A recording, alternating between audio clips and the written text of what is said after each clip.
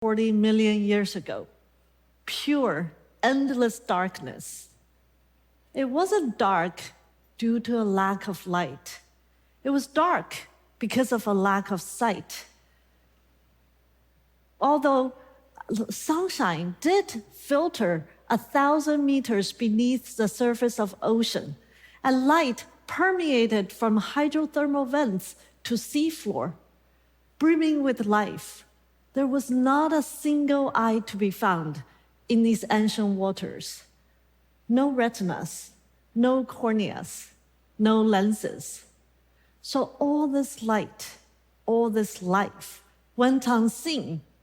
There was a time that the very idea of seeing didn't exist. It was simply never been done before, till it was.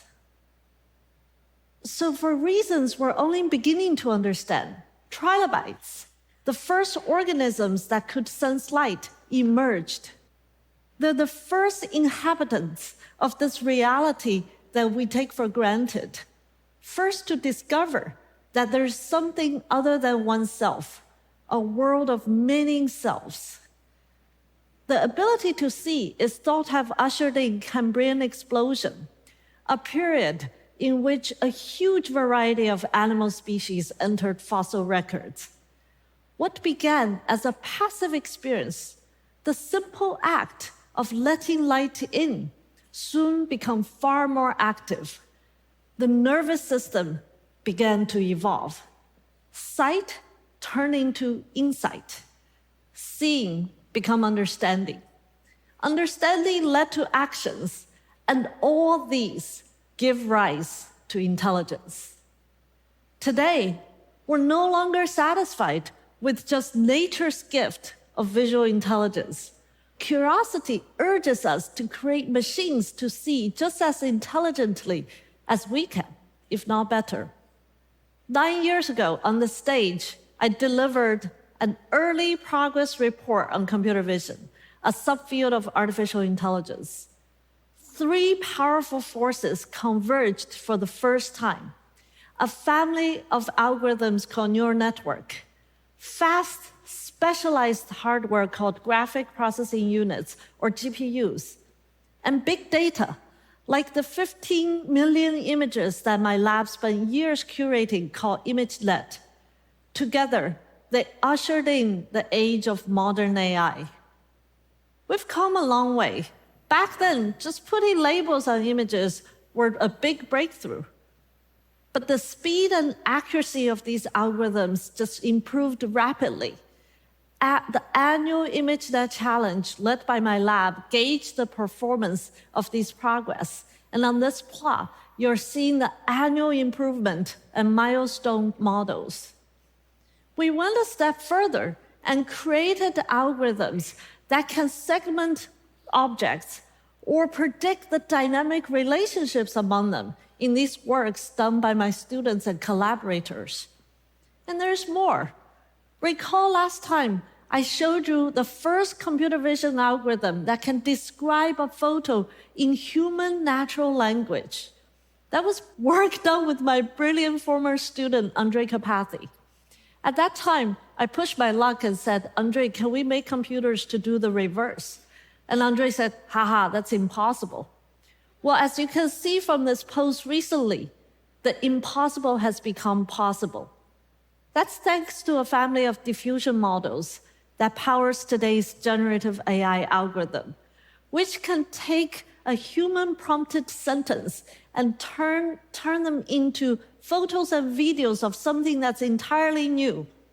Many of you have seen the recent impressive results of Sora by OpenAI.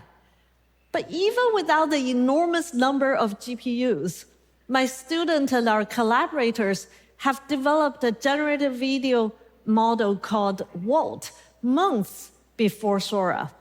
And you're seeing some of these results. There is room for improvement. I mean, look at that cat's eye and the way it goes under the wave without ever getting wet. What a catastrophe.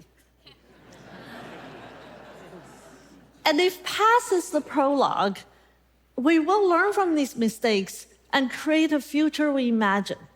And in this future, we want AI to do everything it can for us or to help us.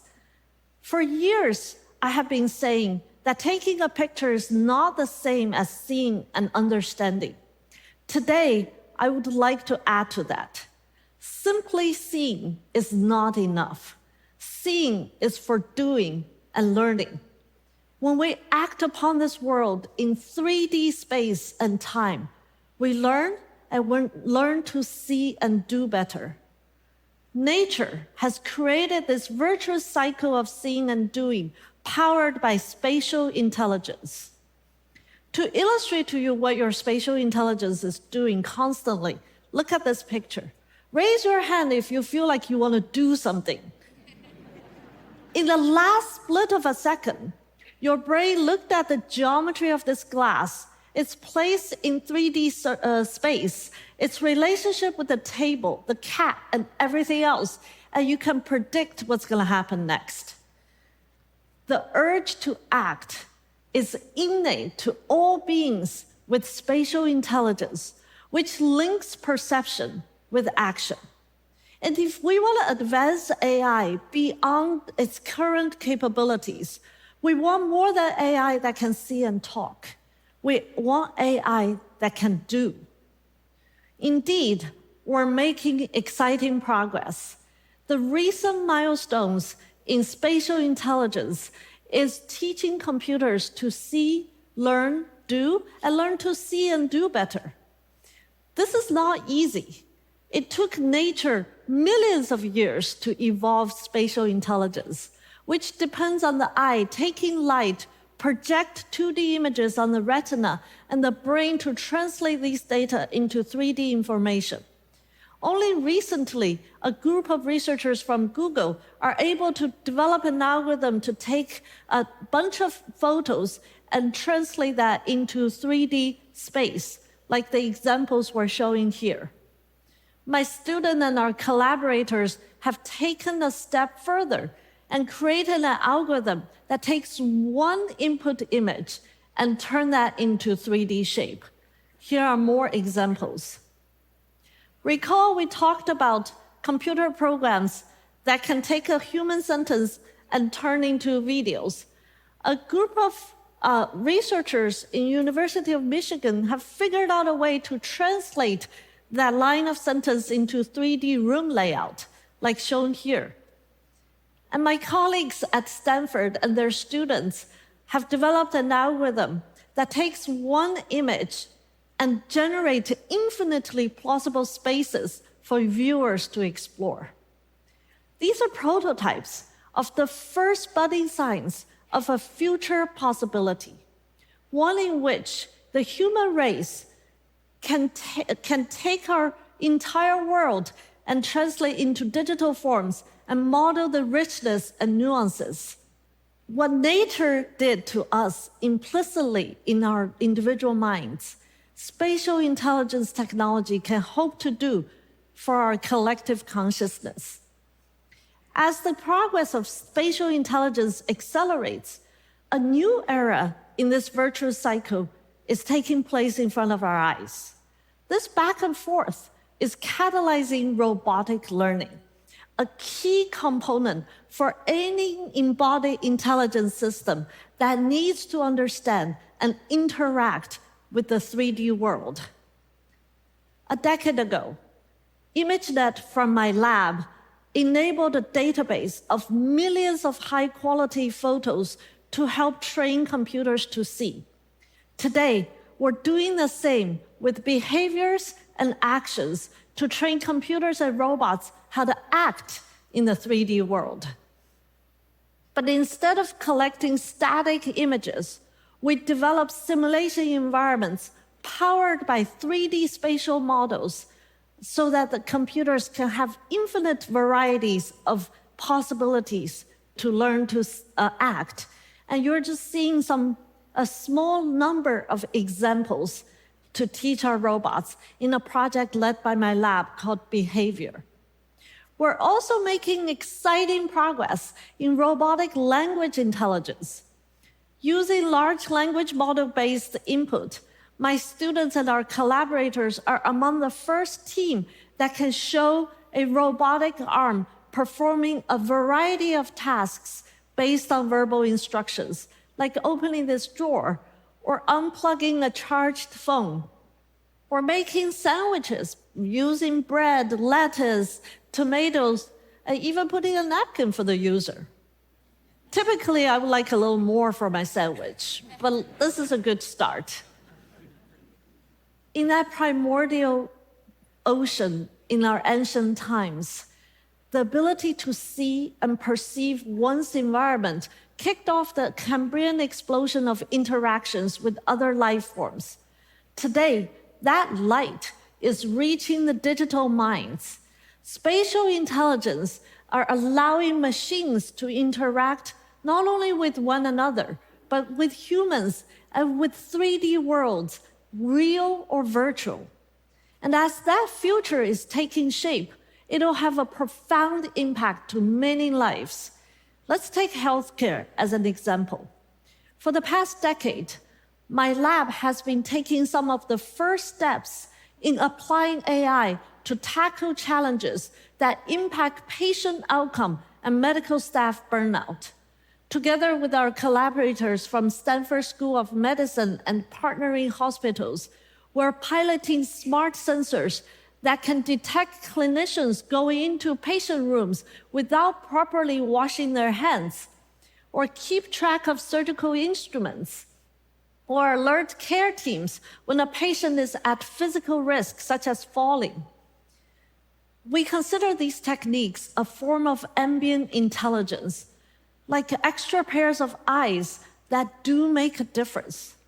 But I would like more interactive help for our patients, clinicians, and caretakers who desperately also need an extra pair of hands. Imagine autonomous robot transporting medical supplies while caretakers focus on our patients, or augmented reality guiding surgeons to do safer, faster, and less invasive operations.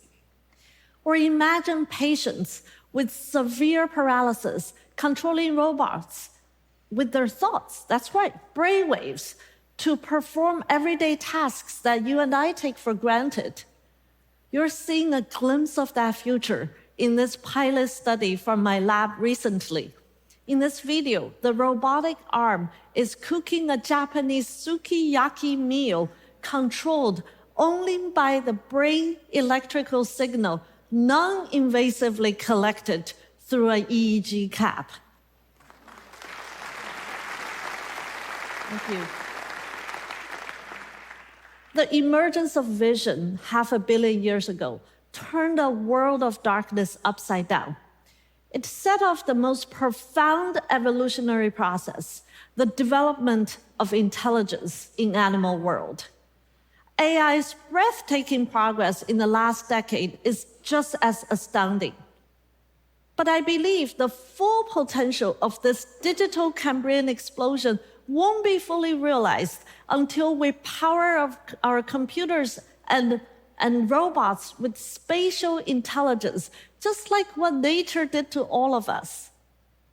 It's an exciting time to teach our digital companion to learn to reason and to interact with this beautiful 3D space we call home, and also create many more new worlds that we can all explore.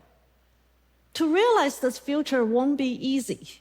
It requires all of us to take thoughtful steps and develop technologies that always put humans in the center. But if we do this right, the computers and robots powered by spatial intelligence will not only be useful tools, but also trusted partners to enhance and augment our productivity and humanity while respecting our individual dignity and lifting our collective prosperity. What excites me the most in the future is a future